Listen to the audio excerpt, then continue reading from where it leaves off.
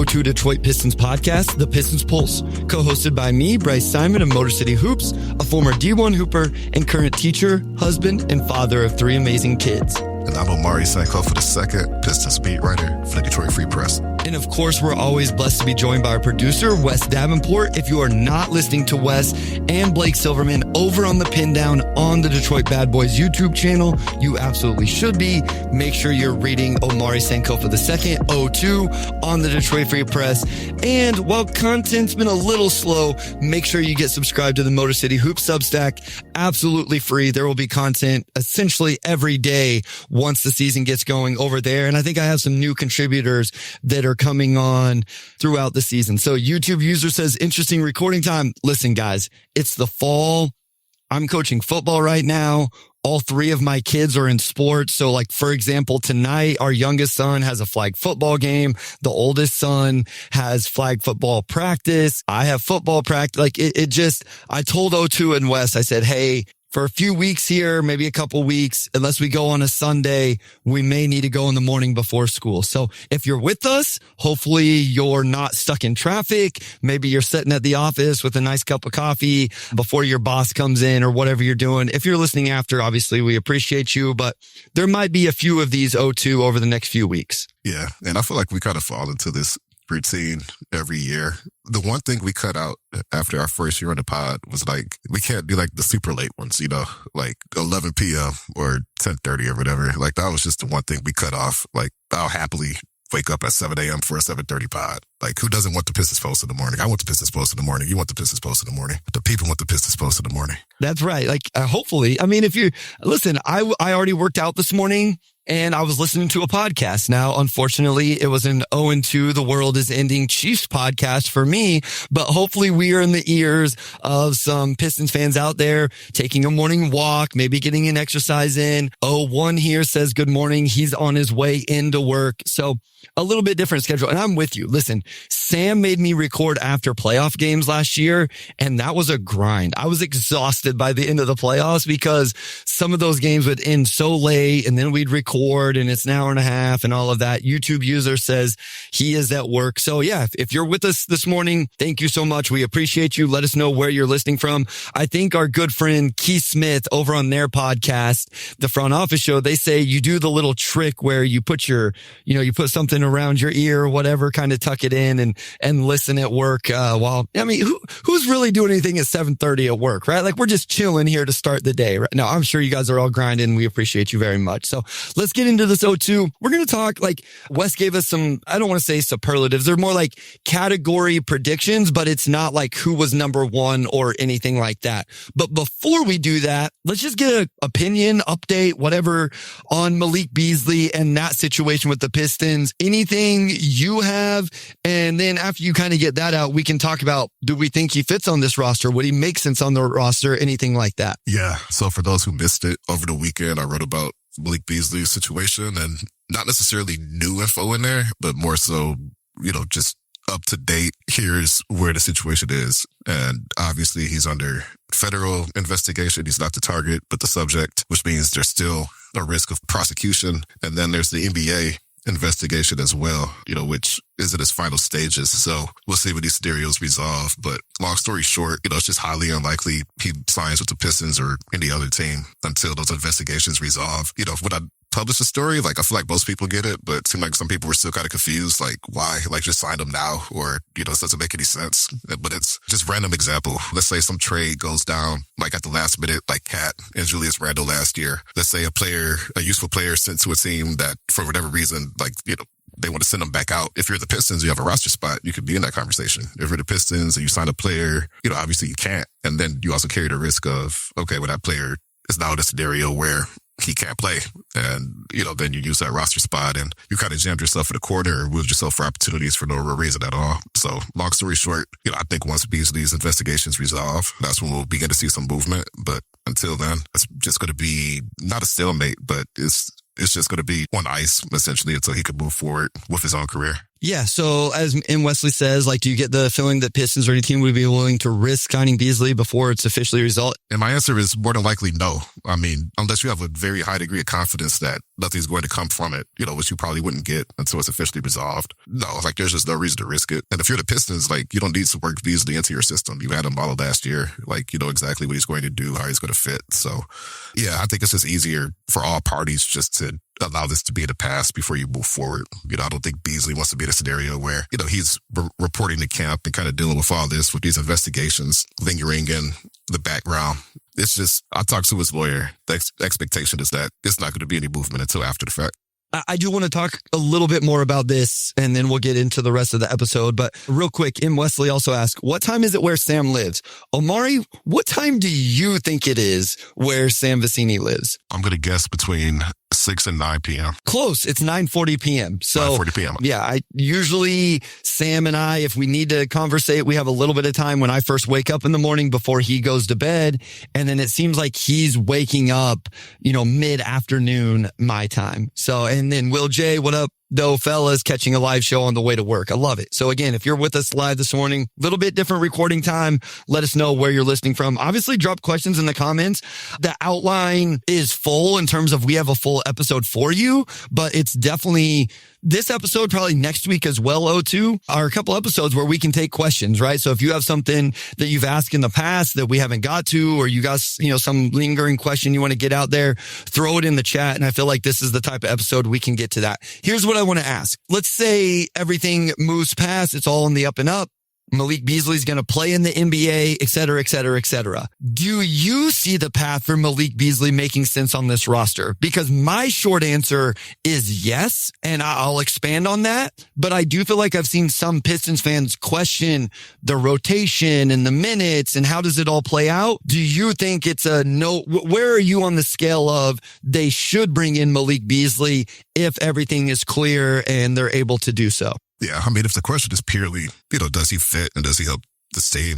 I think the answer more than likely is yes. Can you guarantee him the same role he had last season? Probably not. But, to have Duncan Robinson and Malik Beasley as your shooters off the bench, I think that's a very, very, very good scenario to have. I think that gives you, flexibility going forward. So the Pistons have Beasley's non-bird rights, which is basically when a player signs a one-year deal, and you have an exception where you could sign them to 120% of whatever they made last season. And that's a cap exception. So he was on the books for $6 million last year. They could bring him back at a salary starting at $7.2 million. And over 3 years, I think that would be around $22 million. Over 4 years, that goes up to like 31 or something like that. So you could get him under a multi-year deal if that's what he wants to do. And obviously that gives you a little bit more flexibility when you get to the deadline. Like, okay, we have Bees, we have Karras, we have Duncan Robinson, we have all these wings. Where do we stand?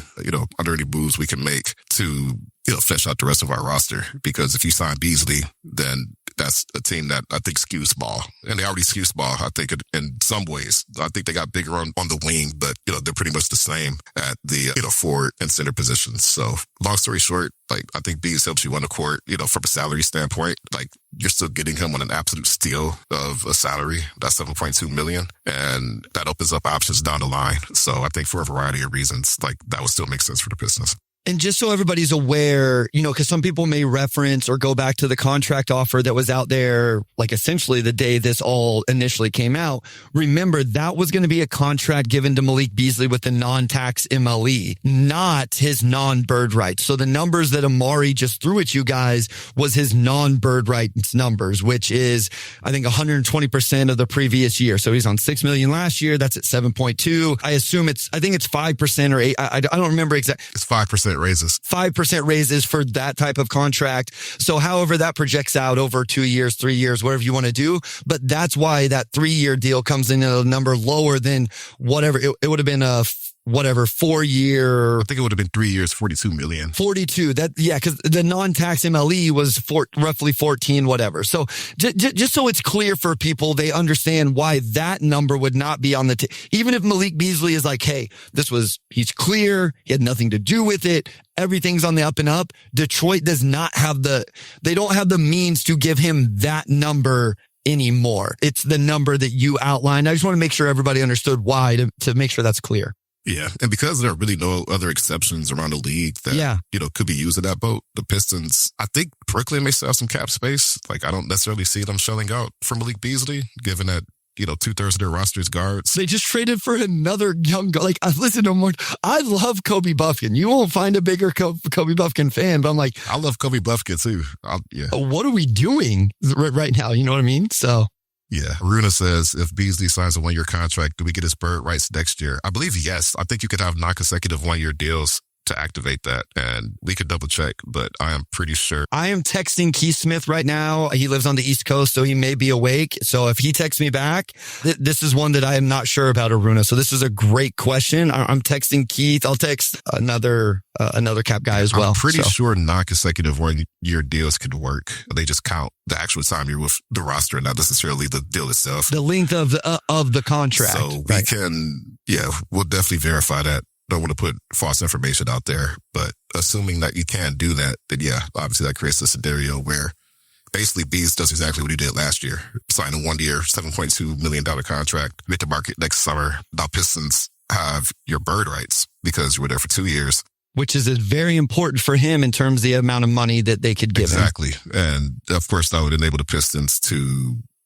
not need cap space to sign them to whatever number, and Bees gets more money, and it's a win for everybody. So assuming that the Pistons will get his bird rights done, like that's absolutely a potential scenario, because he essentially lost, if you look at a 3-year deal, he essentially lost half of his salary. Like, you're going from $14 million a year to a little bit over $7 million a year. So I think there would be incentive for him definitely to do that. Yeah. And here's where I want to just, in terms of the roster, I understand people who say, who's not going to get as many minutes? Like, we went through our stats predictions and we struggled to get to a realistic points per game and all of that. Keith texted me back early bird rights. So he would have early bird rights. I think because it would only be 2 years at that point. Yeah. Early bird is 2 years. Bird is 3. 3. Yeah. So early bird rights, and early bird rights would give them 175%. So 7.2 million, maybe O2 can do the math for me there. If he was at 7.2 next year, I think you're going to be around 11 or 12 million a year if it's 175. Yeah. Then they could sign him for 175% of that. So that's what you'd be looking at with Beasley. Yeah. It would be 12.6 billion. It would start at 12.6. There you go. So again, just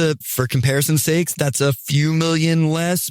That's probably 2 million less than what the non-tax MLE is going to be next offseason. But you're a lot closer, right? Like, you're getting to a reasonable number there. And I understand the logjam people could see with the roster. Here is what I will say. To me, they have a 9-man rotation right now. I kind of like the Javonte Green signing as a depth piece. I like Marcus Sasser as a depth piece. I like Paul Reed as your third center. Like, I like those guys, but I don't think that they have a full 10-man rotation. Now, does Malik Beasley slot into the spot that I think they need to add to fulfill a 10-man rotation? No. I would rather them, Trey Lyles ended up going overseas, which is Real Madrid, I believe. Yeah. But I do think if Asar is going to play some time at the 4, if you see some Ron Holland at the 4, maybe there is some Isaiah Stewart at the 4 with, whatever. I do think there is a path to Malik Beasley being part of your 10-man rotation.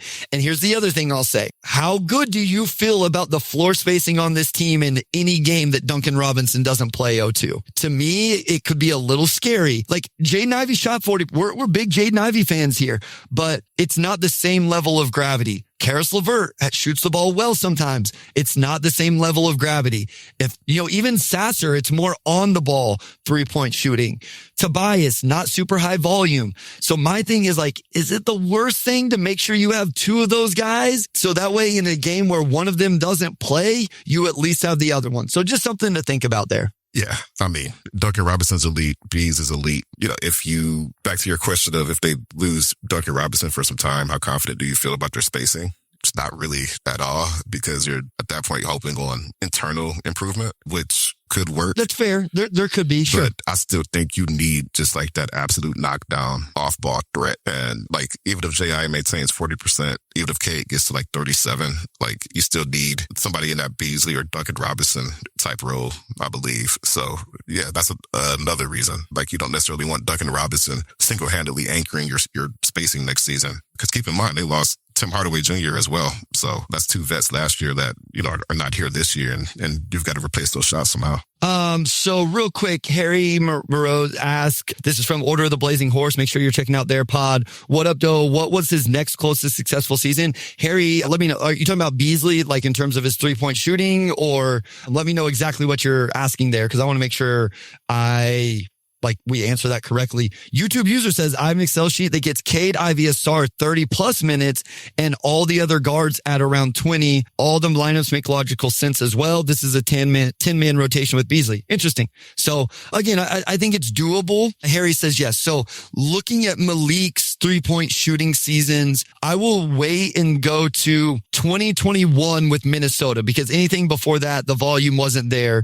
So 2021 with the Timberwolves, as a Disney plus Hulu ad pops up in the middle of my Basketball Real GM page. No, thank you. Now I have to refresh, guys. So 2021 with the Timberwolves, he shot 8.7 threes a game and made 40%, but that was only 37 games, excuse me. The next year he shot 8.1 and was at 38%. Milwaukee, the year before Detroit, he shot 6.9 and was 41. I mean, these back-to-back seasons are pretty impressive, but the next closest type of thing was 2020, 2021 with Minnesota. And again, he only played 37 games. He averaged 20 points a game that season, by the way, but in 37 games. So I think Harry's point here, and this is something we've talked about, O2, is how do we know Malik was going to replicate and, do that in, 27, 28 minutes a night? So I think if everything plays out a certain way, bringing Beasley back makes a lot of sense. I think the roster could use it. After this break, we're going to get back into the Pistons roster, and we're going to talk about some of these statistical categories. Who's the number 2 scorer? Who's the number 2 assist guy? Who's number 2 in deflections for the Detroit Pistons? We'll get into all of that right after this.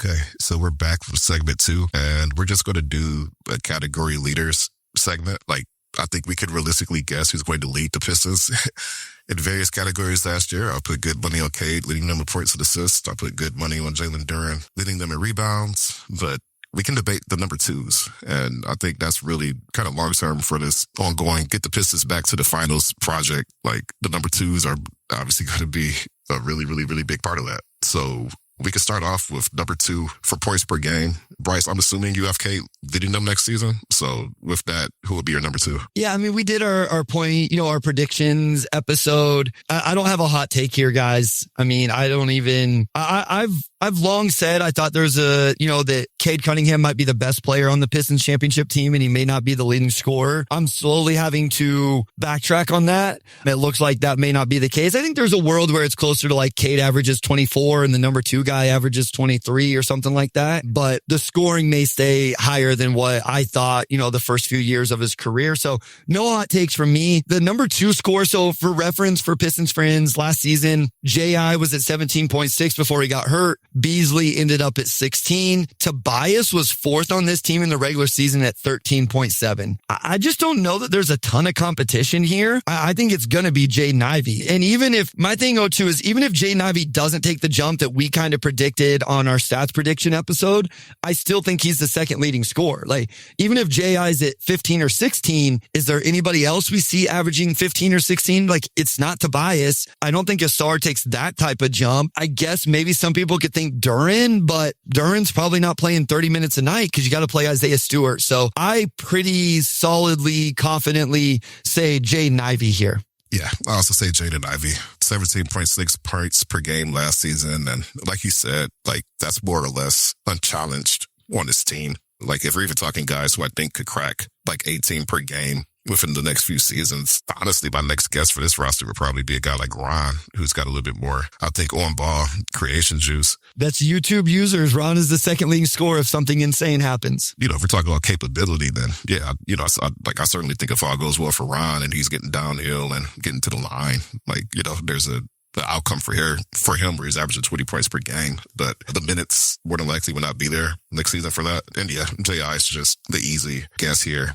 He did it last season and would have maintained it had he not got hurt. And even coming off the injury, you hope he comes back. And I mean, the first step's not going anywhere. The shot, ideally, is not going anywhere. So we agree on this one. I'm going for J.I. I think the one other guy I'll throw in that I think maybe is second on the team in scoring in multiple games next year is Karis LeVert. This is a guy that, he had a season, 5 seasons ago where he averaged 20 points. Again, only 47 games. Had the next season, he averaged 17 points in 58 games.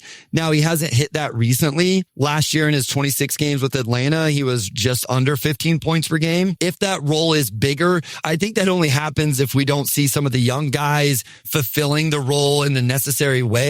But again, if we're going like outside the box answers or whatever, I think Karis LeVert will be second on the team in scoring multiple games this year. I think Jalen Duren would be an interesting one here. Like, what if he starts hitting the little push floater? What if the free throw percentage goes back up? Some of those type of things. You could see him, mostly, the downhill drive. He does. JD is a guy that gets to operate with the ball in his hands a little bit. So I will stay with Jaden Ivey as my answer, but some other interesting names there. Speaking of Jalen Duren, I don't have a hot take that he won't be the Pistons leading rebounder next season. O2, we'll see if you have that hot take. But the bigger question is, who will be number 2 on the team in rebounds per game? Number 2 on the Detroit Pistons in rebounds per game. So I believe second in rebounds per game for him last season was Cade Cunningham. And the only other player who would have been sort of within that category is, Tobias was up there a bit. Stu,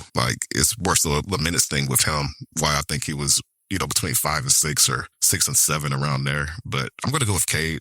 I think he is. Okay, so I'm looking at their numbers last year, right? Okay, so Cade was second last year, 6.1 rebounds. But Tobias had 5.9 and Isaiah Stewart had 5.5 and Asar actually had 5.1. So no, I'm changing my mind. I'm going to go with Asar Thompson. He's going to play more minutes. There you go. That's the answer. Yeah, he's going to play more minutes. And he was just half a rebound behind Cade last season, probably playing half his minutes. So yeah, I could easily see Asar averaging 7 or 8, honestly, if he's cracking 30. Yep, I'm going to go Asar as well. YouTube users bringing up Tobias. I think Tobias is a really good answer. My thing is, I think Tobias's minutes go down. I think his role goes down. Maybe if his role goes down, maybe there's an argument to he's even better on the boards. I just think Asar's minutes are going up. And here's the stat that does it for me. When you look at per 36 minutes, and listen, I realize Asar's not going to play 36 minutes. I get it, but I think he's going to play. He's at 8.2. That's 2 more rebounds per 36 than Cade and 1.5 more per 36 than Tobias. So I just think if Asar gets to a certain minutes per game, he's definitely going to be the guy that ends up being second. So Isaiah Stewart's, for what it's worth, when you look per 36, is second behind only Jalen Duren. But I don't think either of us believes Stu's going to get those minutes. And that's no shot at Stu whatsoever. We obviously love Isaiah Stewart, think he's an important part of the team. But I do, here's the thing, O2. Asar was only 1 rebound behind Cade Cunningham and played almost 13 less minutes. And it's the same with Tobias, 0.8 behind Tobias in 9 less minutes per game. So I don't even think, this is not even a 30-minute per game thing for Asar. I think if he plays 5 more minutes per game, he's averaging more. And I think the other thing is, who's on the court together? Asar plays a ton of minutes with Tobias, with Cade in the starting lineup. And I think he just naturally takes their rebounds away because, quite frankly, he's more athletic and can get to the ball before them. Yeah, I agree. I'm looking at their per 100 numbers from last season. Duren, 19.1. Isaiah Stewart, 13.4. Asar is the only other player on the team to crack double-digit rebounds per 100. And he averaged 11. After that, you get Tobias Harris, who had 9. So per 100, Asar is averaging 2 whole more rebounds than Tobias Harris. So yeah, just from a minute standpoint, yeah, I mean, honestly, I think I'll be surprised if it's not Asar. He is, if I'm looking at his numbers on cleaning the glass, like for his size, he's got to be like a 99% rebounder. What's also interesting is that Cade per 100 averaged 8.3 rebounds, which is the same as Fontecchio and Ron Holland. And his rebounds are like a clear step above all the other guards on the team. So, Cade might be number 3. But I could definitely see Asar just like having unbelievable numbers for a guy who's 6'6". I think the rest of the league and fans and whatever found out how good Cade Cunningham was last year. I still don't think they understand and appreciate his all-around game. And I think this is the year, now that he's on the radar going into the year, now that the Pistons are on the national radar in some sense going into the year. Like they're consistently picked in the top 4 or 5 in the East in every podcast I listen to. People are going to understand Cade's all around game, and that goes to the defense and the rebounding. Aruna says Cade number 2 because he'll be on triple double watch every 5th game. Interesting point. YouTube user Tobias plays a ton of minutes because he's our biggest 4. I do agree with that. Like there's definitely minutes there. The other thing I'll say with Asar though is I do think they'll let Asar go grab rebounds. Like I don't think Cade gets the Russell Westbrook treatment where everybody else boxes out and lets Cade get the rebound so he can start the break. I think this team is very comfortable and maybe even encourages Asar getting the rebound so Asar can lead the break at times as well. So YouTube user asks, who plays more minutes, Asar or Tobias? I will say Tobias still plays more minutes, but I think it's much closer than last season when Tobias was 31.6 and Asar was 22.5. I think Tobias averages more the first half of the season. I think Asar averages more the second half of the season. Interesting. Okay. Let's go to one that I think is really fascinating, and that's assists per game. And again, I mean, hot take if you want to say not Cade Cunningham, but then there's a litany of other players. O2, Jaden Ivey, Asar, Jalen Duren, Karis LeVert. Like, where do you go for number 2 on this team in assists per game? For reference, obviously Dennis Schroeder was second last season in his 28 games at 5.3. J.I. was third at 4. If you look, let's just go per 100 possessions. You used that a second ago. Cade's number 1. Then it was Schroeder, Sasser, Jaden Ivey. And then Duren and Asar were tied. Then down to Duren. Duren and Asar were tied about 1.5 behind J.I. I was going to look at playoffs. I think those numbers are kind of interesting sometimes. In the playoffs, it was Schroeder and then Jalen Duren right behind Schroeder third. So what's your answer here, O2? Yeah, I think just off of opportunity, I want to guess Jaden Ivey. Like he's going to have the ball a lot when Cade sits. And like, I don't know if they're running pick and rolls with him or if they're trying to get him involved in more off ball stuff with Asar and Duren complimenting. But yeah, I just think because J.I. is going to have the ball, he's probably number 2.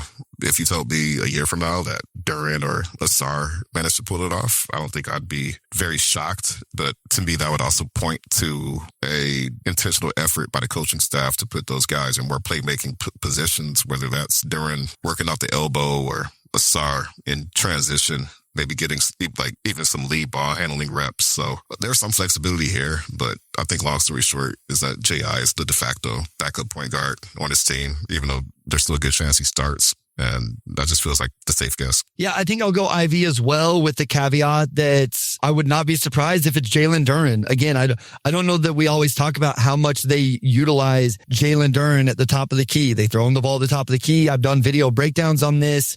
I did some like season reviews or previews, whichever way you want to look at it over on the Substack. And I really highlighted how they throw the ball to Jalen Duren at the top of the key and then run actions on both sides of the floor. Duren gets a lot of assists because of like little DHO drop passes and stuff like that. And so I think there's an opportunity for Duren. Asar, you mentioned. I think Karis LeVert. So I think YouTube user probably sums it up well here. Ivy, if all goes well. LeVert, if things go just okay. Asar, if something insanely fun happens. And then here's an interesting one because remember at Summer League, one of my biggest takeaways from Ron Holland was the passing outside of, the jumper looking more fluid and stuff like that. Our guy Harry says, how much do Ron's assists go up if he's doing those drive and dump offs like he did in Summer League? Does Ron factor into this, or do we think the minutes in year 2 are still low enough that it's hard to get him into these type of predictions? Yeah, I think it's hard to get him into these types of predictions. Like I do see his assists going up, but I also don't necessarily see Ron having that same type of role as he had in Summer League, right? Like, yeah, will he have drive and dump off opportunities? Sure. But I don't necessarily see that being something that's like sustaining a big percentage of his possessions, more or less. He's probably coming in 20, 25 minutes some nights and, just giving you what he gave last season. Like, I don't think they're going to tell Ron to check in and be like, we want to see you make a very, very intentional playmaking effort. Like, do you want him to do that? Yeah. But I think his strengths are more so, getting downhill, defense, things like that. So, like, his assists go up, but I don't necessarily, compared to other guys on the team, I don't know if he's going to be that secondary ball handler to the extent of like a J.I. or Asar. Yep, I agree. Let's go to a short break here, O2, and then we'll come back. I definitely want to do the blocks. And then if we want to run through the other ones for fun, we can do that. And then we were going to do just some NBA in general awards predictions. I don't know that I want to do all of them, but I think at least 3 of them would be a lot of fun. So we'll definitely get to 3 of those. Before we do that kind of general NBA stuff, I want to at least talk about who we think will lead the team in blocks per game. We'll get right into that right after this.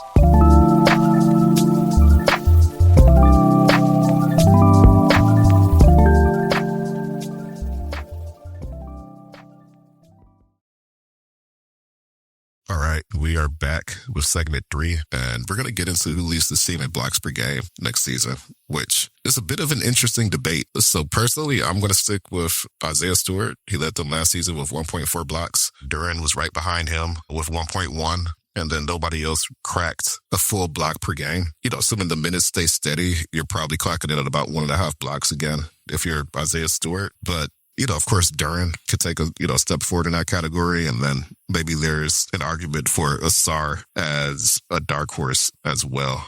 So, I'm going to go Duren number 2 in blocks. But if you say Ausar, I'm not going to argue against it. So this is what's funny to me, Omar. Like Isaiah Stewart, you said it, led the team in blocks at 1.4, which is crazy. To me, that's absolutely insane for a guy who averaged less than 20 minutes a game. I think Duren's, I'm going to click on Duren's. I want to see like how his went throughout the season and if it went up, because it felt like it did.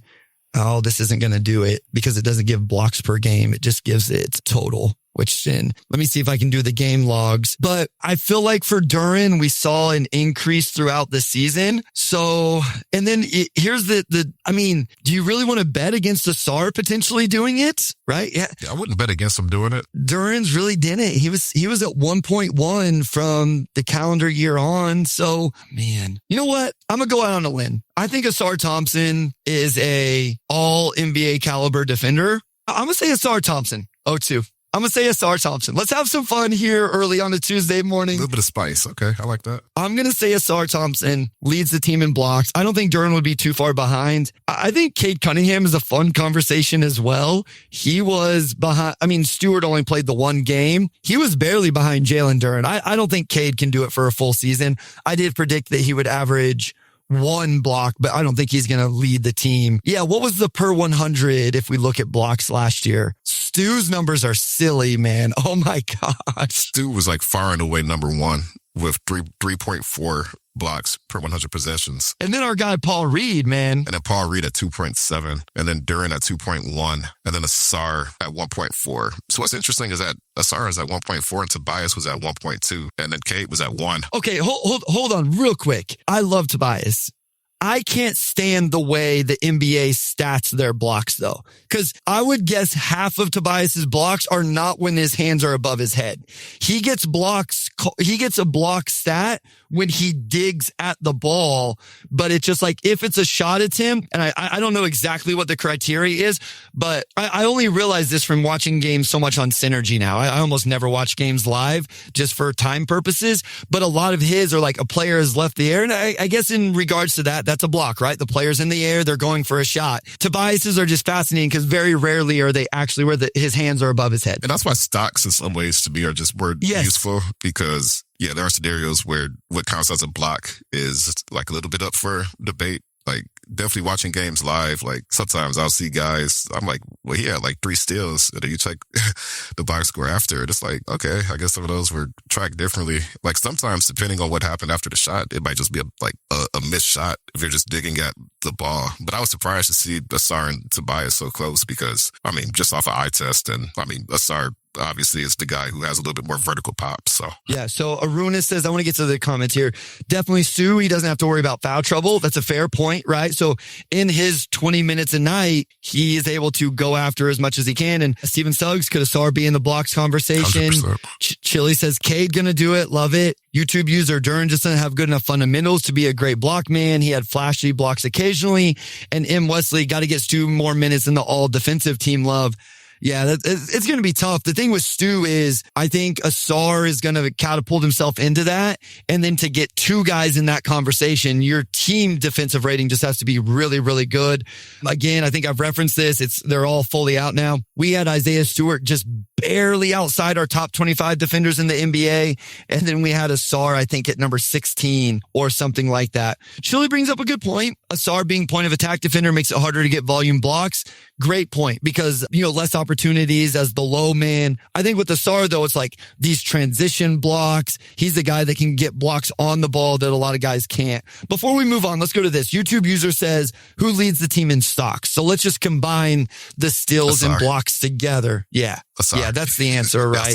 The steals with him is pretty significant. He actually, it looks like, he led the team in stocks last year. He averaged a steal, like 1.7 steals in 23 minutes last year. I think he's closer to Dyson Daniels in steals than whoever the second best player on the Pistons is, to be completely honest. So, I mean, when you look at this is funny. When you look per 36, Paul Reed is the best, actually. And we all know that B-Ball Paul gets in and gets disruptive. I mean, then you go to like Sasser and Ron Holland per 36. So yeah, I think the answer there is Asar Thompson. So, okay, I'll throw out some others, and then if we don't want to, we can get into them, or we can get to some of the All-NBA stuff. We talked about only going about 45 minutes here. It's been really good conversation. We appreciate everybody in the chat, but with it being middle of September, we're about to get to training camp and some of that stuff, but we may keep this a little shorter, get me to work on time so I don't get fired. So we kind of did all the disruption numbers. So we could do charges drawn. That was obviously Tim Hardaway Jr.'s stat last year. Best transition player,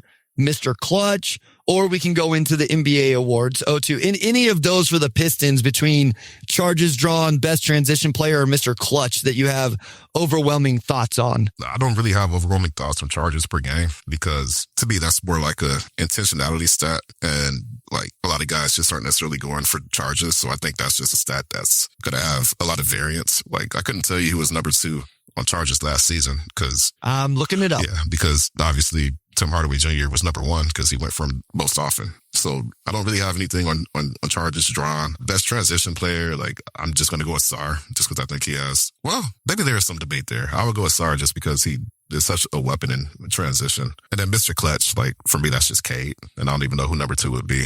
Cade's the guy who's going to be taking the last shot a lot of nights. So yeah, I think I would go, I'm trying to find the charges drawn stats. Yeah, the transition one is the interesting one because I think Asar has an argument for it, but I hate to go anything against Cade Cunningham when we're talking, scoring in any capacity. So I think Asar has an argument for it. Ron Holland, I think this is a stat where he could get involved as well. So I think that one's interesting, depending on, Dunk. Okay. So we have some fun one here. Chili says Ivy for Mr. Clutch. I was actually thinking Duncan Robinson. Like what if Duncan Robinson just becomes like, big time, hits some 3-pointers into the game. All right. I got the charges drawn. This is hilarious. Okay. 2020. Okay. Let's play a game. How many charges drawn do you think Detroit had last year, Omari? Total as a team. Yeah, I know Hardaway was around 20. Yep, that's correct. So how many do you think that is a team? So if Hardaway had 20, then I'm just going to guess as a team they had 30. They had 26. Wow. So he had all but 8. Tim Hardaway Jr. had 18 of said 26. This is the regular season only. We have a tie for number 2. Guess who number 2 was? Guess who the 2 players tied at number 2 were? Cade and Asar. Cade Cunningham is one. Not Asar. Not Asar. Paul Reed. That's a great answer. Paul Reed took 1. Lindy Waters the 3rd. Here's the list, Amari. I wouldn't have guessed that. Okay. Tim Hardaway Jr. at 18. Cade Cunningham at 2 with 2. Lindy Waters the 3rd at tied for 2nd with 2. And then all of Asar Thompson, Dennis Schroeder, Paul Reed, Simone Fontecchio with 1. So Pistons fans probably shouldn't be putting a Piston player takes a charge on their bingo cards this year because of the 26 charges taken last year, 18, 21, 2 of the 26 are no longer on the roster this season. Most guys are not taking charges. Like it's a very specialized skill, I feel like, in today's league. So yeah, Chili says Ivy for Mr. Clutch. Caleb backs that up, had some game winners. We've seen that. Oh, that's true. That's fair. Yeah. Chili says Duncan for charges. Listen, man, you take 3 next year and you're leading the team. So it could literally be anybody. Oh, Duncan Robinson had eight charges last year. Okay. There we go. Good. Nice. Good shout out. Cause I was not thinking about the newcomers. So, okay, Duncan, I see you. I'm going to go Javonte Green. My guy, Javonte Green's going to lead the team. All right. Let's end the episode with some NBA stuff. MVP. Who's your MVP? Giannis. Okay. That's a good one. I like it. My guess is just with everything Milwaukee's going through.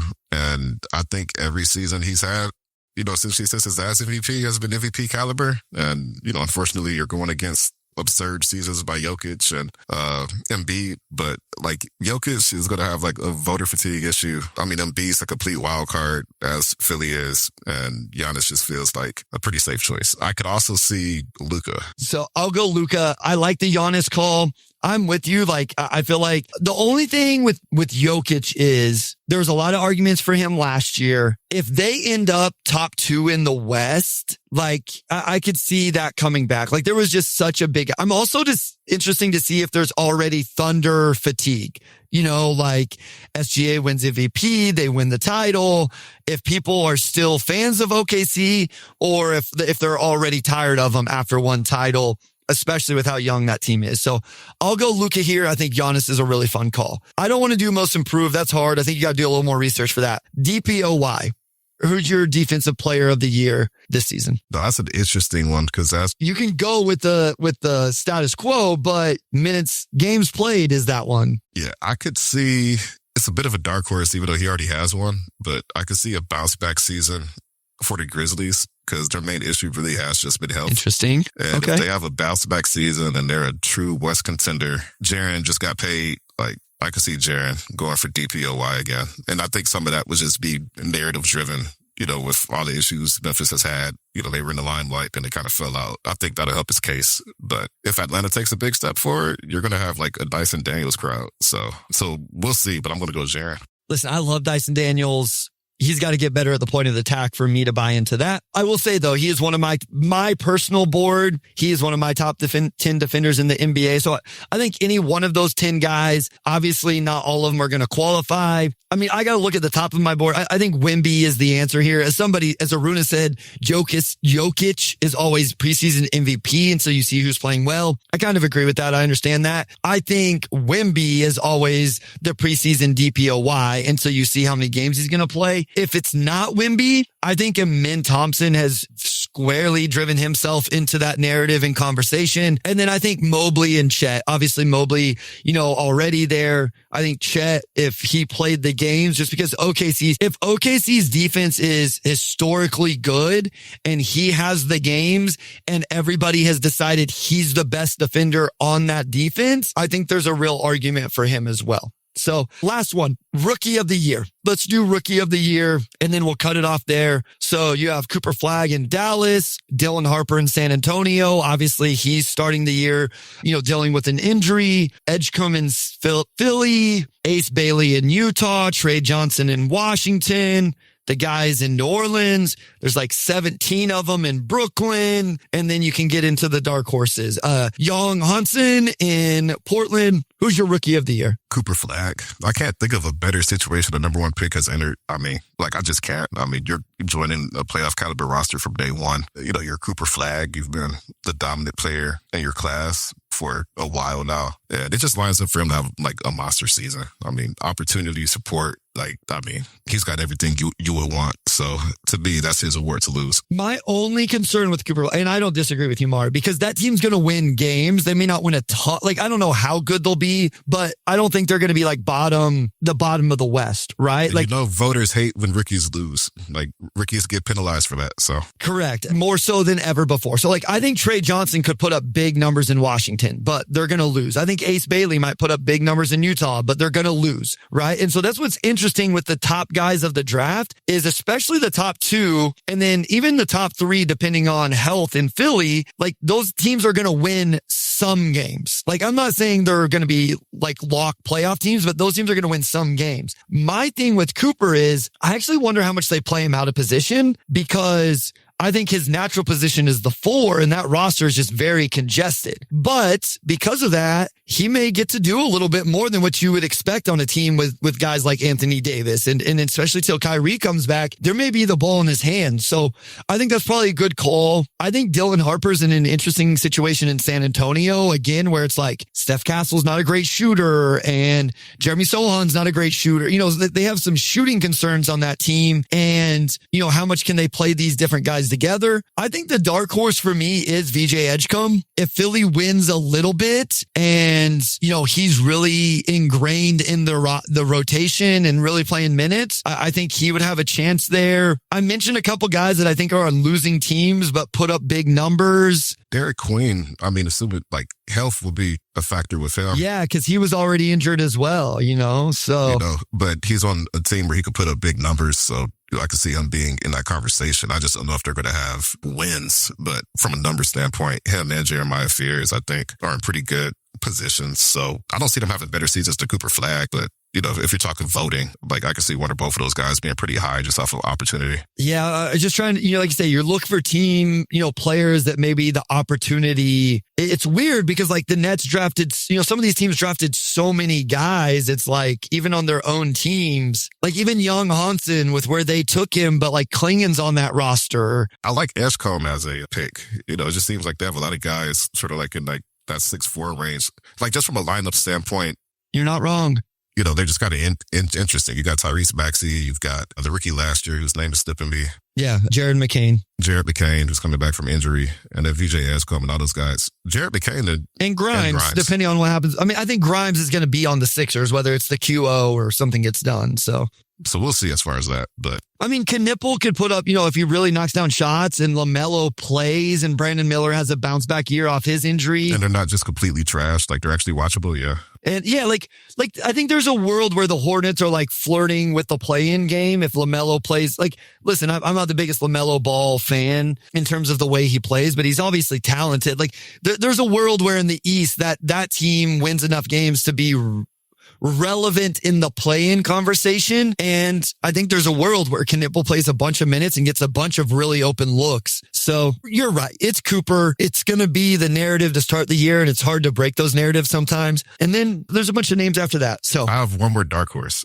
Nick Clifford. He's on a Kings team that could very easily. I refuse to say anything positive about the Sacramento Kings right now, but go ahead. They're going to have to blow that roster up mid-season, probably. I love so many players on the roster. O2. I love Zach LaVine. I realize the contract.